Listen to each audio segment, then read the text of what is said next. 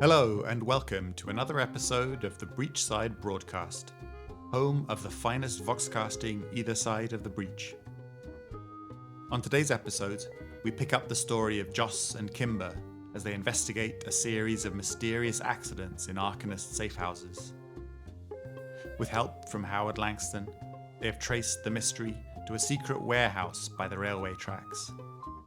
I hope you enjoy the conclusion of Dead Man's Clock, right after this word from our sponsor.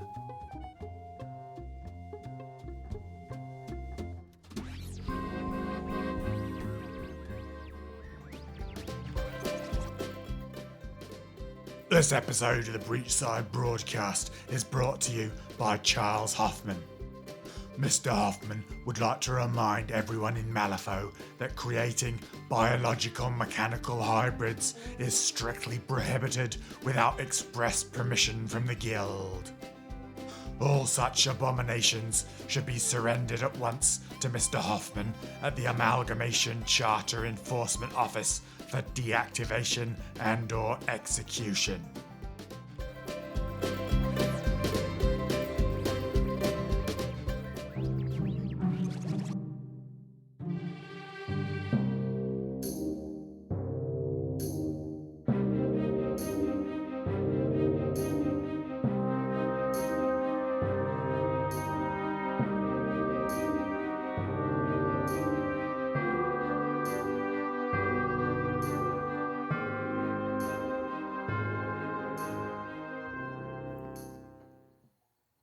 The warehouse was easy enough to find. Even without Langston's directions, Joss could have walked straight to it. After all, there was only one building that close to the tracks that was surrounded by a full guild cordon, complete with several guardian constructs and 3 of the hated riot breakers, their metal heads towering over the mobs of guardsmen. The building was innocuous enough. A 2-story clapboard structure, with boarded-up windows just under the eaves, no more or less interesting than anything else on the street. But Ramos knew his business when he chose it. It was the perfect place to put an army of out-of-control constructs if you wanted to cause mass chaos. Elevated tracks crossed the road right in front of the warehouse's entrance, and the blinking warning beacons of the quarantine wall winked less than a block away. An incident here would disrupt the valuable soulstone shipments out of the city, while also creating a rupture in the quarantine wall. Joss rapped on the roof of his carriage. "This is close enough. No reason to startle that lot," he called to the driver. They rattled to a stop, giving Joss the opportunity to get out. He peered down the street at the milling guardsmen. He settled his poncho over his shoulders and tucked his axe tightly against his back. "You want me to fetch more boys, boss?" the driver asked. "No, take the rest back." He looked down the length of his caravan. Kimber could conjure a good crew at the drop of a hat. He had to give her that. But they were no longer necessary. "We're not going to be fighting today." "You're just going to leave this to the guild?" "If the guild wants to lose a lot of blood on this, that's their choice. I just want to have a conversation." He scribbled some instructions on a notepad and tossed it up to the driver. "Give that to Kimber if I don't come back. We'll need someone to spearhead a strike against the remaining caches. She's as good a choice as anyone." "Sure thing, boss," the driver said. Then he flicked his reins and led the carriage down the street. When the man was gone, Joss cracked his knuckles and started walking toward the guild cordon. The guild operation was a well-oiled machine. Watchers circled the block overhead, and packs of hunters loped around the perimeter of the cordon. The skirmish line itself was held by a dozen guardians, interspersed with riot breakers. The flesh and blood guild guardsmen were nearly outnumbered by their metallic companions. It gave Joss a pretty good idea whom he would find running this operation. As Joss approached the thickest part of the security line, one of the riot breakers swiveled its thick head in his direction. It peeled away from the cordon and tromped towards him. Joss slowed down, keeping his hands in the open. When the construct was a dozen feet away, it settled onto its haunches and deployed a loudspeaker the size of a garrison's 4-pound cannon. "Authorized personnel only beyond this point. Please return to your dwelling or place of business and await further instruction. Thank you for your cooperation." I just need to talk to your boss, Joss said. I have something he might like. The riot breaker sat motionless for a 10 count, then shifted slightly and renewed its declaration. Authorized personnel only. Beyond this point, please return. It broke off with a squeal of static, cocking its head back toward the cordon. Heavy footsteps sounded behind the juggernaut's squat frame. Charles Hoffman rounded the corner, his limp legs dangling beneath the braces of his metallic suit. He was carrying a clipboard in his hands. If you're looking for Ramos, I'd be happy to take you to him, Hoffman said with a smirk. We would have to confiscate that axe, though. No thanks, Hoffman. I think you know why I'm here. Joss tipped his head toward the warehouse. This place is Union property. Then I'll be sure to charge the M&SU for any damage to Guild equipment that results from this little incident, Hoffman said. He turned to the side, giving Joss a view of the operation. Beyond the cordon, a handful of Guild engineers were disassembling a Union construct. Its armor was charred, but it did not appear to have taken critical damage. You're deactivating them? Joss asked. Yes. As long as they've not stirred from their slumber, I am able to tame them quite easily. That one woke when we entered. He displayed the clipboard for Joss to see. But the rest remained docile. We should finish up by end of day. How many? Several dozen. There's a particularly large construct nestled at the center, a real behemoth. We should... No. No, how many have you deactivated? Just the one, Hoffman said, creasing his brow at Joss's agitation. I want to take my time, register everything, make sure we don't miss anything. Time is the one thing you don't have, Joss snapped. He reached under his poncho and loosened the axe. The riot breaker bolted to attention, rotating its ponderous gun toward him. Hoffman took a step back. The odds aren't exactly in your favor here, Joss, Hoffman said nervously.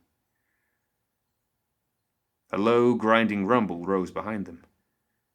The trio of mechanics disassembling the construct at the warehouse entrance slowly stood up, looking into the darkness. The heavy sound of steel dropping from a great height boomed through the ground, and a wave of dust and grit washed out of the warehouse, coating the guild's men in grey and black. A red eye blinked to life in the shadows of the warehouse. It was followed by another, and then a dozen more. Metal shrieked as unoiled joints sprang to life. We're both a little outnumbered, Chuck, Joss said quickly. Get your men back. Those things aren't here to negotiate. We can't let them through the cordon, Hoffman shouted. Close ranks! Brace for assault! The engineers ran, dropping their tools as they hopped over the eviscerated corpse of the first construct. The pair ducked between two guardians just as the towering constructs dropped their shields and locked them together. All three of the riot breakers directed their attention to the open door. Fire, you idiot, Joss snapped, while you have them bottled up. My orders are to disarm and retrieve, Hoffman answered. Besides, how dangerous can a couple dozen undirected constructs be? The answer was swift. A metal wave rolled out of the warehouse. Spiders crawled over spiders. Long, multi-segment worms burrowed through the press, and a half-dozen rolling spheres bounced jigsaw teeth over their comrades. The first line of flesh and blood guardsmen let rip with their rifles, but they were swallowed even as their bullets landed. Their screams mingled with the clatter of steel claws and tearing flesh. Joss didn't wait for Hoffman's reaction. He leapt over the cordon, landing among the second line of guardsmen just as the construct wall reached them. He laid into the flailing mass of metal arms with fist and axe. A spider punched its claw through the chest of a guardsman to Joss's left, got mired in the fallen corpse, and lurched forward. Joss brought his axe down on the construct's metal shell. Sparks showered over the dying man. The spider lashed out at Joss, but he caught the squirming limb in his iron fist, crushing it. The construct blundered forward. It bowled into Joss's chest, nearly knocking him off his feet, metal teeth scrabbling against his neck. He struck again and again, steadily peeling off the armored shell of the construct, exposing its glowing innards. A hiss of soulstone-laden steam escaped from the spider, and it collapsed to the ground. There were a dozen more behind it. Joss fell back. The guardians closed around him, sweeping the flat edge of their massive swords through the metal mass, severing limbs and crunching steel shells. The wave of constructs faltered briefly, then threw themselves against the Guardian wall with mad vigor. Hoffman's hand fell on Joss's shoulder. "Where did they all come from?" he shouted. "Our initial sweep found a dozen, maybe two." "Hidden in the walls, buried in the floorboards. Every scrap of space in that warehouse will be stuffed with killing machines," Joss answered. "You need to call for backup." "No time. I will clear the press. Push forward and we will follow. Keep those guns off me." "Go," Hoffman shouted, pushing Joss forward. He turned to the riot breakers. "Crowd dispersion formation. Final warning given. Engage." The riot breakers moved as one, grounding their shields and anchoring the carriage of their whirling guns into their supports. The air keened as the barrels spun up, followed by a sound like ripping steel. 3 blossoms of churning fire erupted from the riot breakers, stitching a column of lead into the advancing constructs. Brass shells clattered to the ground around Joss's feet. As soon as the roar of the guns was silent, a pair of guardians broke free from the cordon and pushed forward. Joss followed them in. The gunfire had cleaned out the rabble, but several larger constructs waded through the wreckage of their fallen comrades. A towering construct with dozens of hammer-holding arms loomed up in front of the Guardians. They ran together with a thunderous crash, shields and swords and metal fists smashing together in a blur of steel and clouds of steam. Joss danced under their lurching legs, rolling under the brass belly of the construct before bouncing to his feet. The back of the construct was a coil of thick tubing. Joss jumped onto the monster's back, climbing the coil as fast as he could.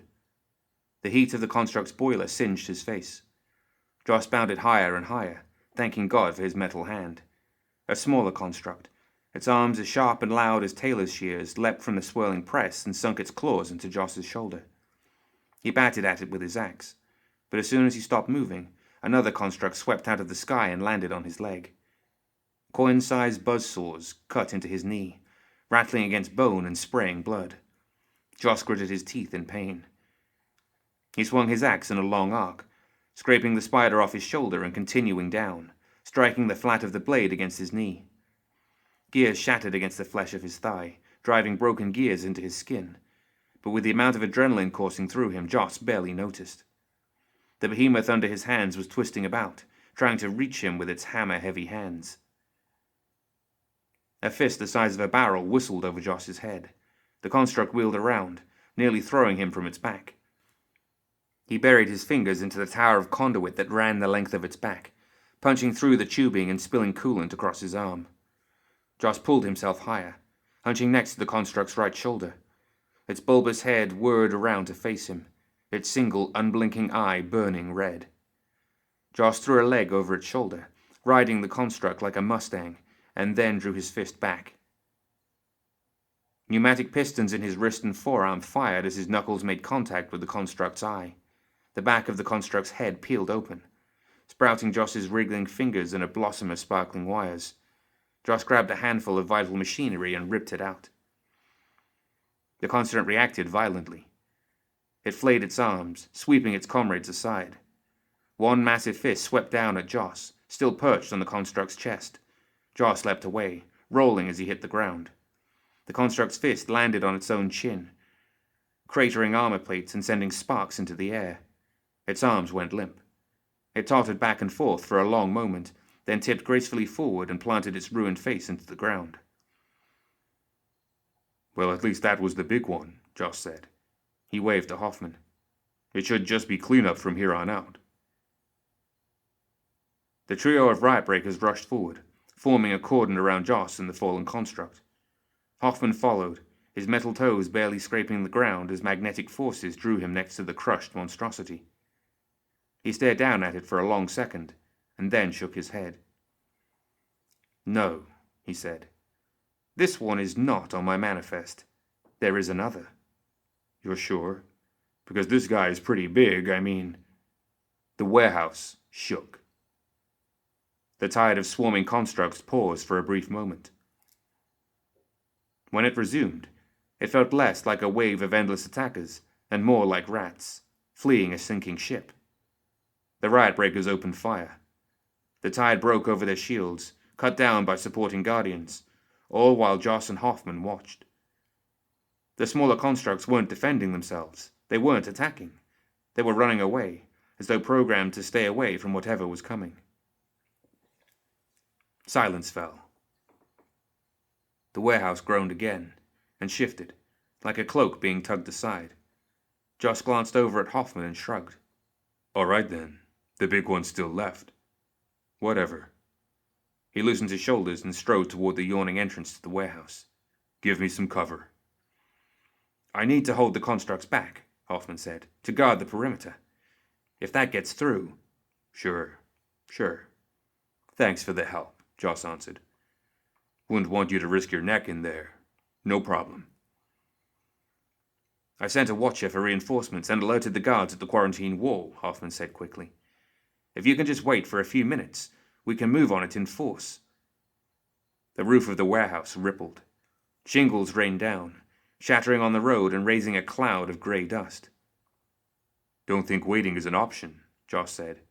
"Keep your precious perimeter." Hoffman's objections were swallowed by the shadows of the warehouse. Joss strode through the doorway. It was cooler inside. Dust hung in the air, and the ruined shells of constructs littered the floor, their carapaces riddled with bullet holes. He paused just inside the door and looked around. The walls had burst open, likely during the initial wave of attackers. Hidden racks hung exposed inside the broken walls, umbilical cords dangling from twisted harnesses, bundles of wires running from nest to nest. A clockwork mechanism, suspended from the ceiling, clicked loudly in place. The doomsday clock. Other than that, the building was empty. There was no sign of the gargantuan. Joss strolled to the center of the room and looked up at the clock. Its hands ticked spasmodically at high noon. It looked like a prop from some melodrama, the timepiece on the mantel, waiting to become a gun. Joss stood under it and turned in a slow circle. "Well, Ramos, where is he? Where's your final act?" he whispered. The floor shifted under Joss's feet. Wooden planks rippled like waves on a pond, their edges clattering together. The walls loomed closer. In the rafters, metal coils scraped over crossbeams. The sound of steel and straining metal filled the cavernous room. That was all the warning Joss got. Twisting metal arms corkscrewed out of the floor all around him, each tipped by swirling blades. Joss leapt onto a support beam as the arms collapsed onto the space where he'd been standing, crushing the floor into splinters. In the wreckage, Joss glimpsed a bulky mass of spinning gears and barbed pistons, slithering through the basement like a shark. The beam upon which he was perched shivered as the creature brushed against it, deep beneath the floor. Bits of ceiling rained down on him. Before he could move, an oily tentacle burrowed through the beam, turning it into sawdust under Joss's feet. He fell, and the building fell with him. The sound of collapsing walls deafened him. Joss hit the floor and bounced. The walls rushed at him in pieces, a scree of broken windows and shattered tile. He barely got to his feet before it swept him away, nearly burying him in a flood of stone. When the rumbling collapse ended, he struggled to his feet. Debris cascaded off him. The construct was everywhere. A dozen flailing arms surrounding him, tunneling through the wreckage, their smooth steel coils shining bright with oil. A serpentine body breached the surface of the floor, its spine barbed, traveling on 1,000 piston-driven legs that hammered the ground as it moved. Its head loomed out of the shadows, bulbous, bristling with glowing eyes that surrounded a mouth that looked ready to grind diamonds. The construct writhed in the shadows, its eyes locked on Joss. They were filled with pain and mad panic. It opened its mouth and roared, but all Joss heard was the misery of a broken soul. He took a step back. "What are you?" he asked. The construct, the last remnant of Victor Ramos in Malifaux City, did not have an answer. Sulfur lights snapped on around the perimeter. The desolation of the warehouse was painted in bright whites and burning yellows. The shadows dissolved in the circle of spotlights. Joss winced, throwing his arm over his face. The construct roared, and a scattering of bullets whizzed off its armored head. With a final shriek, the creature bucked against the remnants of the ceiling, then crashed down into the floor as though it was trying to escape the lights. "Keep your eyes on it," Hoffman shouted from somewhere behind the lights. Joss turned in place, trying to figure out where the man was. "It can't escape." "There's something wrong with it," Joss shouted, but his protests were immediately drowned out in roaring gunfire. 3 streams of hot lead poured in from the guild cordon, punching through the collapsing roof and revealing the cowering construct. They followed it slithering back as it crawled through the basement, cutting jigsaw pieces out of the floor. Joss stumbled back. He tried to get Hoffman's attention, but he couldn't cut through the noise. Finally, the construct reached the edge of the basement and was forced up and out of the warehouse. It was a monstrous thing, malformed and barely functional. Its long body was pockmarked with metallic tentacles, and its head was too heavy for its shoulders to support it. It crashed into the street, where it met the merciless blades of the Guardians. "Wait!" Josh shouted. He ran forward, but the thrashing tentacles of the construct drove him back. A long arm rolled through the road, slamming into his chest and throwing him to the ground. One of the Guardians leapt to his side, covering him with its shield. It sliced into the tentacle with its sword, hauled back and struck again. The tentacle tore free from the body to squirm mindlessly through a nearby shop. Joss pulled himself to his feet. "Hoffman, you have to stop. It's..." He stopped shouting when he realized his voice and the ringing in his ears were the only sounds. He peered around the Guardian's massive shield. The construct lay dead in the street. Its eyes flickered and was still. Its arms lay splayed across the street, their tips still twitching against the cobblestones. Its body was torn apart, bullet holes and sword strokes mixing with internal ruptures to leave it in ruin. Joss crossed to the head and laid a hand against its jowl. "Quite ambitious, even for Victor," Hoffman said. He came to stand in front of the construct, peering at it through his thick glasses. "What do you think he was trying to accomplish?" "It's too big for its own body." "Ramos was always reaching for something more," Joss said. "This must have been an experiment, a failed experiment. You didn't have to kill it." "Don't get sentimental, Joss. It was a machine." "Machines don't feel pain, Charles. Or have you forgotten that?" Joss stood up and looked down the length of the ruined construct. It was terrified, lashing out. There was more to this beast than steel and steam. Hoffman was about to answer when a flash of white among the wreckage caught Joss's eye.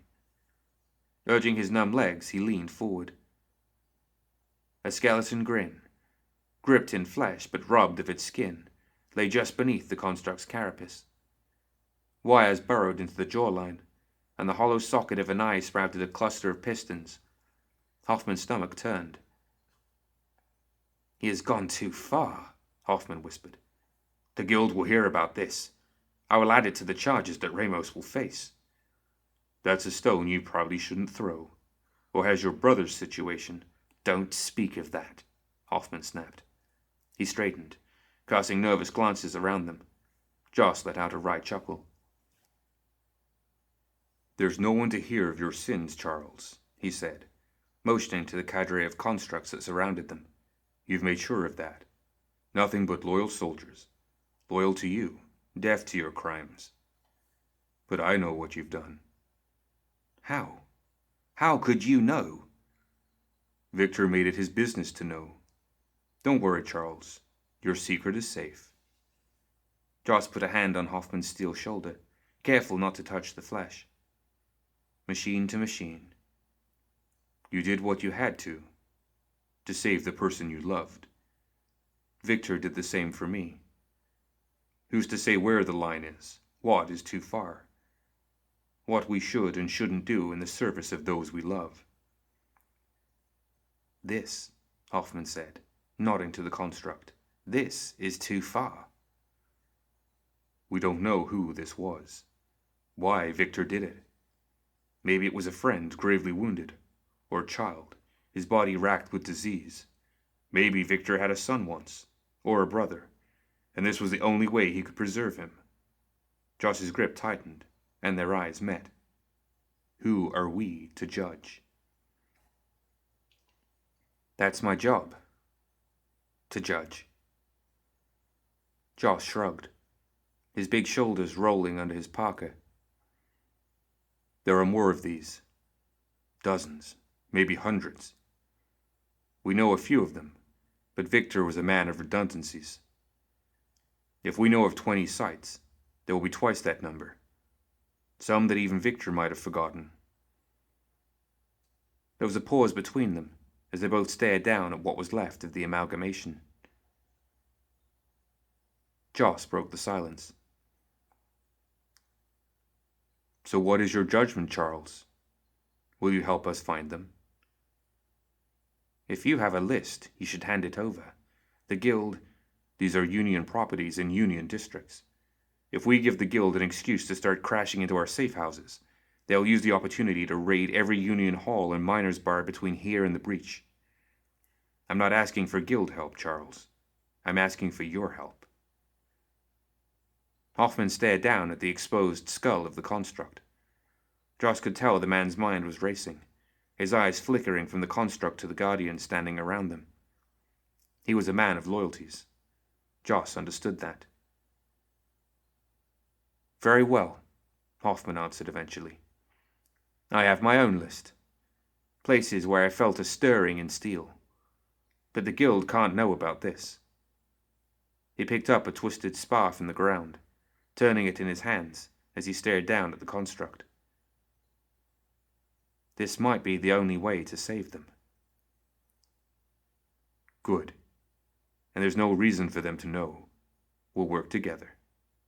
Joss paused, then nodded down to the construct at their feet. For them.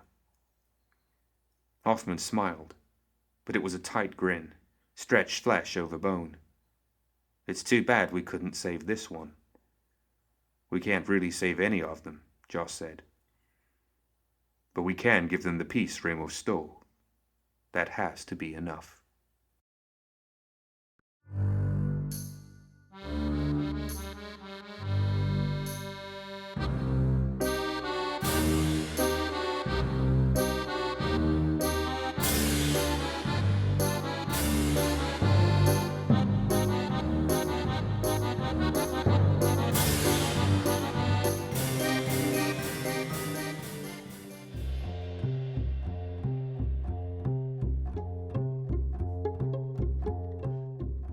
That's it for another episode of the Breachside Broadcast. Join us next time for more Tales of Malifaux.